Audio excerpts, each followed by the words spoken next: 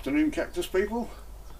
Just starting off with a look at Grump there and the Calancho flower, which is about one of the few things we've got in flower at the moment, which is nice.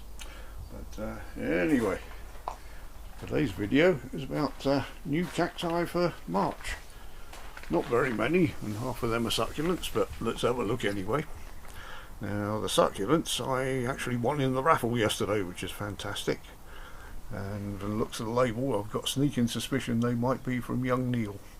So this one here, I've not actually heard of this one before. It's a Schwantesia rudibushii, which goes along with my list of cacti that have got slightly schoolboyish names. So if you want to have a look at my rudibushii, there you go.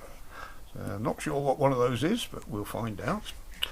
And the other three, lithops, which has increased my collection of lithops by 100%. I've now got 6 of them.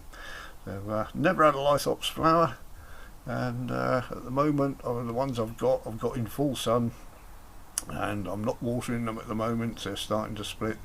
So so this has increased my chances of getting a lithops flower, which is good. And a couple of these are starting to split. One at each end. So they're brilliant. They've got various names that I'm not even going to try and pronounce, so that's excellent. And the cacti over here, I thought this was some sort of interesting one that I hadn't got, looking at the label, which was in pieces, but when I put the label together it says Eriosis on there, which this isn't, so I got carried away there. It looks more like a Puntia fragilis, but never mind. It's always good to have another smaller Puntia, and there's some sort of succulent growing in there as well, which we can investigate. So that's brilliant. And over at this end,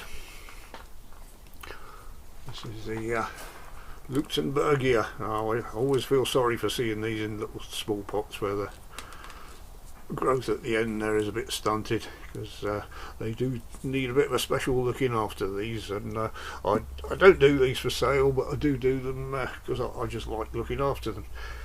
They need very good watering and very good drainage. They like a good drink, but they really don't like it sitting on the roots, and they form a bit of a taproot, so they need a deeper pot. But there's one over here that I got at the same size a few years ago, and you can see that one's doing slightly better now.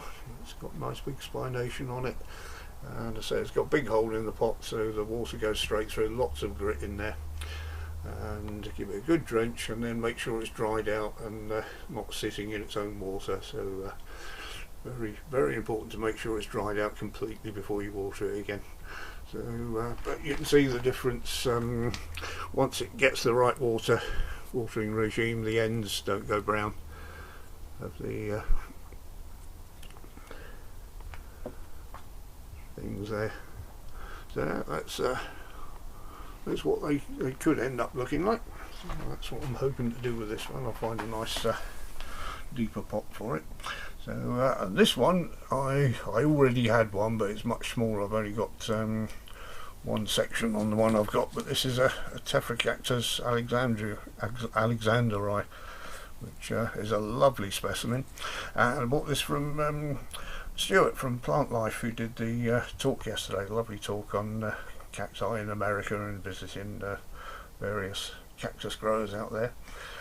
He's based down in Eastbourne, I believe, and you can find his sales on Facebook. I'm not sure if he's got a website as well, but just look for Plant Life and Stuart and you'll find him. And some fantastic plants, very well presented, and I was very impressed with them.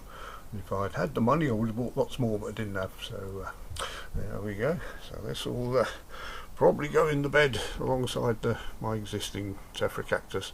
I just like Tephrocatus. They're a type of Puntia. So there we go.